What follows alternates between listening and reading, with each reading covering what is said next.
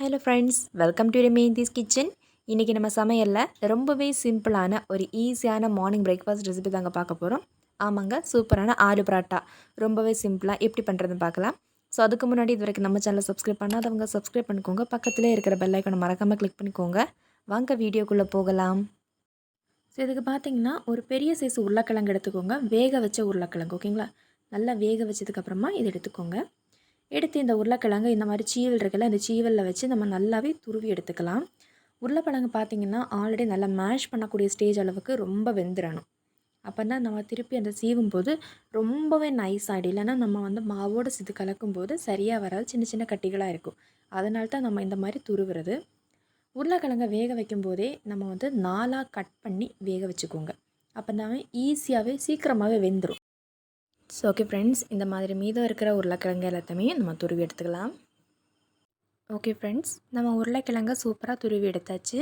இப்போ இது கூடவே பார்த்திங்கன்னா 4 பச்சை மிளகாய், அப்புறமா பாதி பெரிய வெங்காயத்தையும் இந்த மாதிரி அதே சீவலில் வச்சு துருவி எடுத்து இதில் ஆட் பண்ணிக்கலாம். இது கூடவே 1 ஸ்பூன் மஞ்சள் தூள், 1/2 ஸ்பூன் மிளகாய் தூள் சேர்த்து இப்போ இது எல்லாத்தையும் சேர்த்து நல்லாவே நம்ம மிக்ஸ் பண்ணி விட்டுக்கலாம்.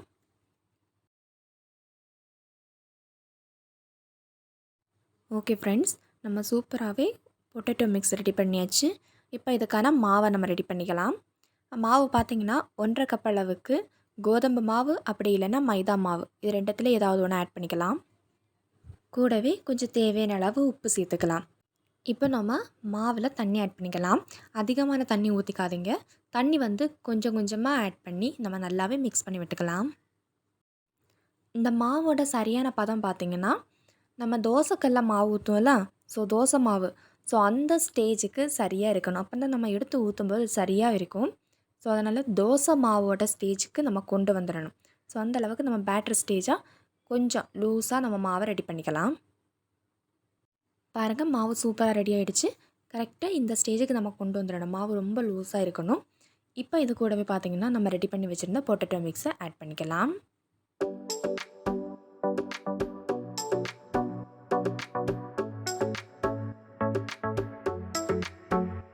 ஓகே ஃப்ரெண்ட்ஸ், இப்போ இந்த கோதுமை மாவோட நம்ம இந்த பொட்டேட்டோ மிக்ஸ் ஆட் பண்ணலாம், அதையும் சேர்த்து நம்ம நல்லாவே மிக்ஸ் பண்ண விட்டுக்கலாம். சரியாக இந்த பொட்டேட்டோ மிக்ஸ் அந்த கோதுமை மாவோட நல்லா கரைஞ்சிடணும். அந்த அளவுக்கு நம்ம நல்லா நீட்டாக கையாலே நல்லா மிக்ஸ் பண்ணி விட்டுக்கோங்க. ஓகே ஃப்ரெண்ட்ஸ், ஆலு பராட்டாக்கான மாவு சூப்பராக ரெடி ஆகிடுச்சு. பாருங்கள், ரொம்பவே நல்லா வந்திருக்கு. ஸோ இப்போ நம்ம ஆலு பராட்டா ரெடி பண்ணிக்கலாம். ஸோ அதுக்கு நம்ம தோசை தவாவில் ஃபஸ்ட்டு கொஞ்சமாக நெய், அப்படின்னா கொஞ்சமாக பட்டர் ஆட் பண்ணி நல்லா ஈவனாகவே ஸ்ப்ரெட் பண்ணி விட்டுக்கோங்க. அப்புறமா 1 ஸ்பூன் அளவுக்கு ஆலு பராட்டா மாவு எடுத்து நம்ம தோசை தவாவில் ஊற்றி நல்லா ஈவனாக ஸ்ப்ரெட் பண்ணி விட்டுக்கலாம்.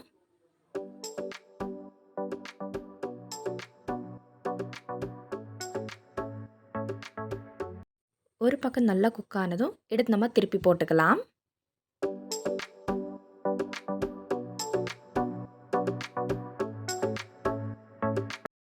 திருப்பி போட்டதுக்கப்புறமா கொஞ்சமாக கீ இல்லைன்னா பட்டர் லைட்டாக மெல்ட் பண்ணி இது மேலே லைட்டாக அப்ளை பண்ணி விட்டுக்கோங்க.